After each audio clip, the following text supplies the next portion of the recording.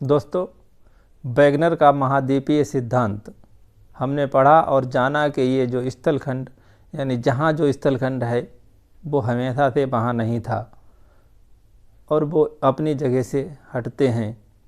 लेकिन वैगनर ये बताने में असफल थे कि ये क्यों हटते हैं और कैसे हटते हैं।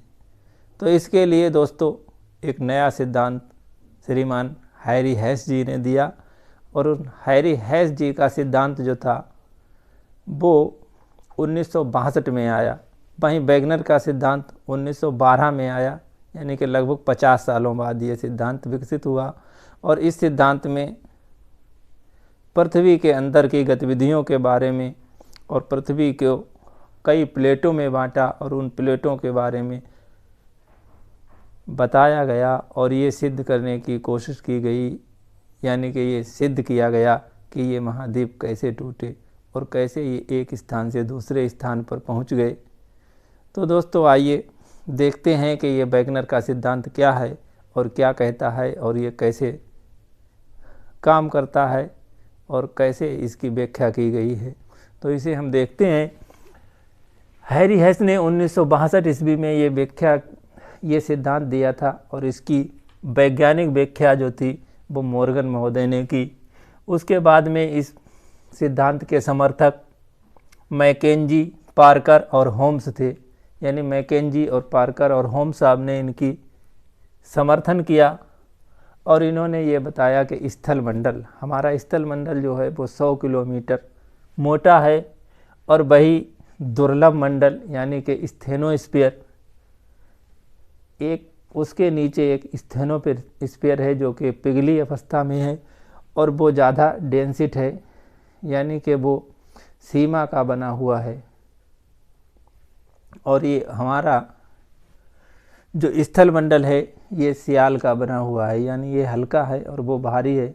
तो ये स्थलमंडल यानी कि पूरी पृथ्वी की क्रस्ट उस स्थेनोस्फीयर पर तैर रही है और वो तैरती हुई उसमें कई जगह पर दरारें पड़ जाती हैं। और वो दरारें क्यों पड़ती हैं?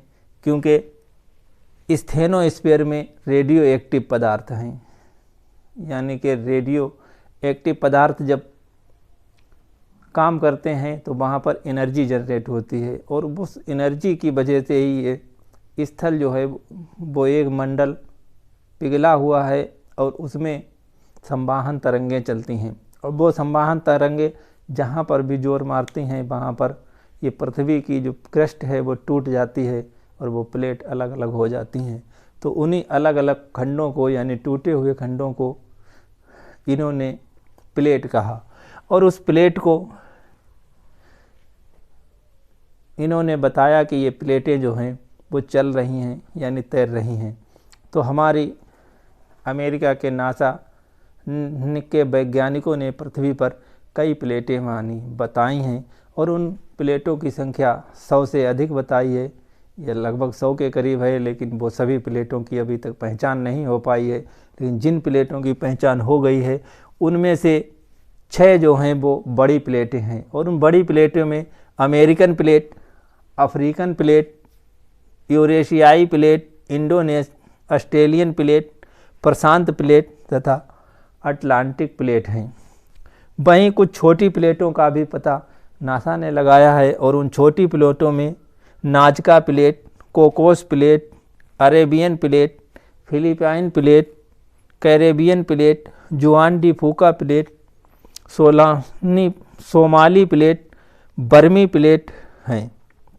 और ये प्लेटें जो हैं वो 3 तरीके की होती हैं और उनका तरीका तीनों का ये है कि या तो ये प्लेट पूर्णतः महासागरीय होगी और या फिर ये प्लेट पूर्णतः महाद्वीपीय होगी और या फिर ये प्लेट आधी महाद्वीपीय आधी महासागरीय यानी कि मिश्रित प्रकार की होगी।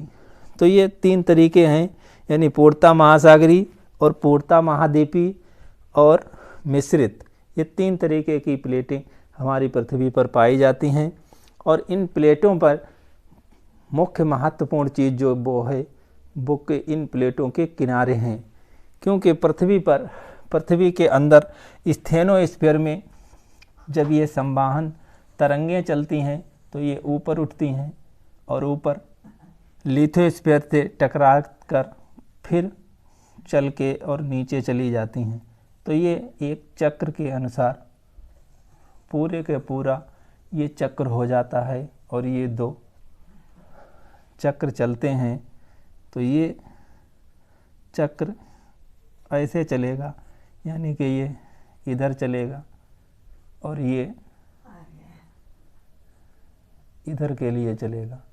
तो ये जब चक्र चलेगा तो ये जहाँ पर ऊपर दबाव डालेगा वहाँ पर प्लेट टूट जाएगी और प्लेट का वो किनारा होगा, और वो किनारा प्लेट का जो है वो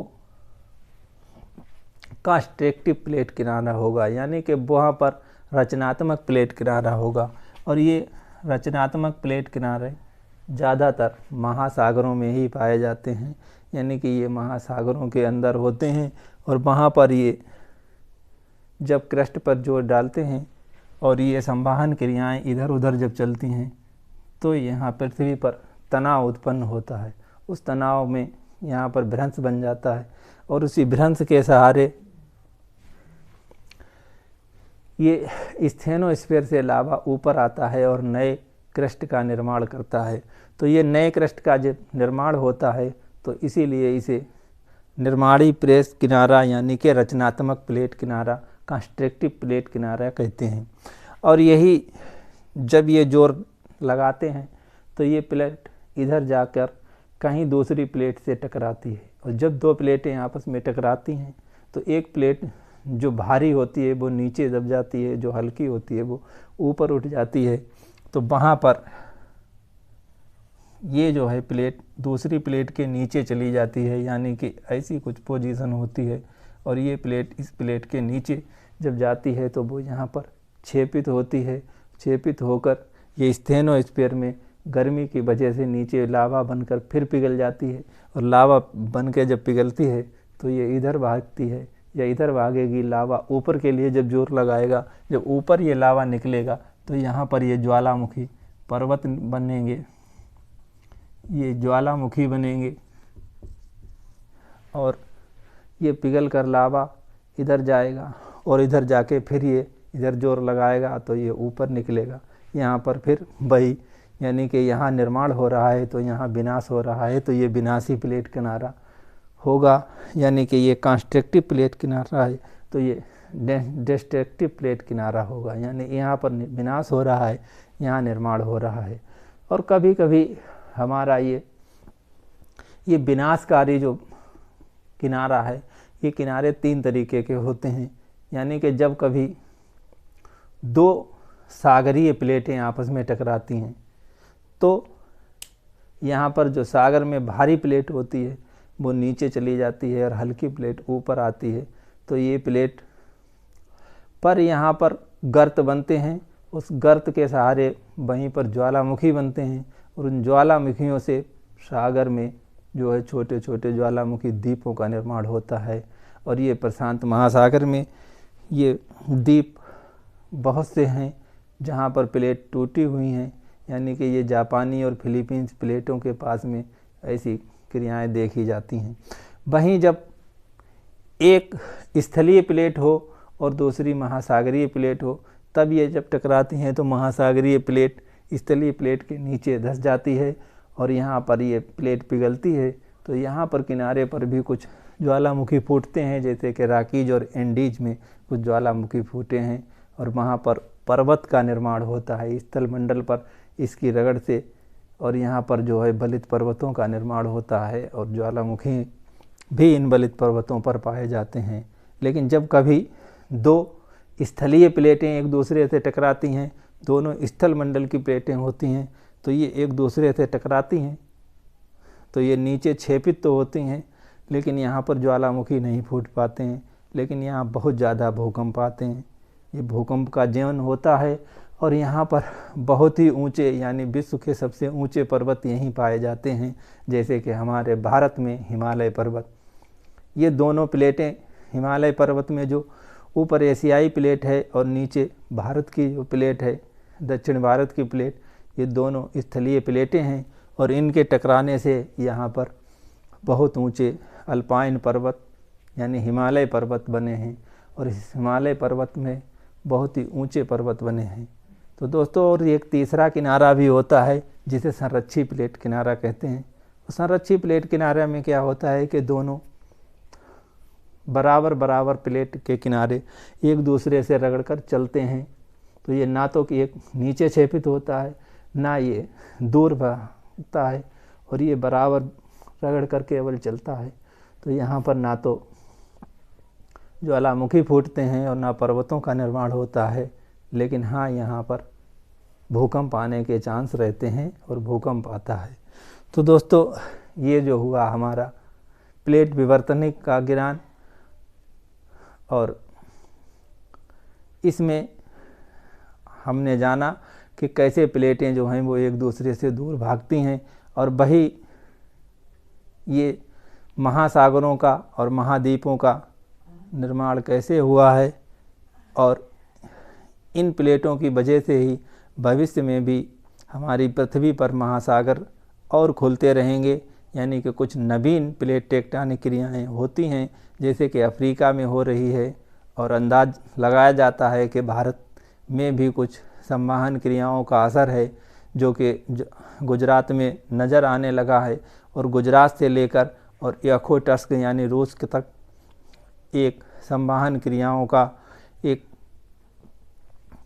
जो एक्टिविटी है, को क्रियाएं हैं, वो स्थेनोस्फीयर में हो रही हैं। और अंदाज़ा लगाया जाता है कि कभी यहाँ पर यानी कि गुजरात से और कच्छ की खाड़ी से होता हुआ और दिल्ली से और ओकोटस्क तक कभी यहाँ पर एक क्रेक पड़ जाएगा, और ये दोनों स्थलमंडल दूर जाएंगे, और यहाँ पर कंस्ट्रक्टिव प्लेट किनारा बन जाएगा, और यहाँ पर सागर खुल जाएगा। तो दोस्तों, देखते हैं कि आगे क्या होता है। यानी ये मिलियन वर्षों का बात है, अभी तो नहीं होगा, लेकिन हाँ, भविष्य में कभी हो सकता है। आपका क्या विचार है, ये होगा या नहीं होगा, कमेंट करें। आज के लिए बस इतना ही, फिर मिलते हैं अगले वीडियो में। धन्यवाद।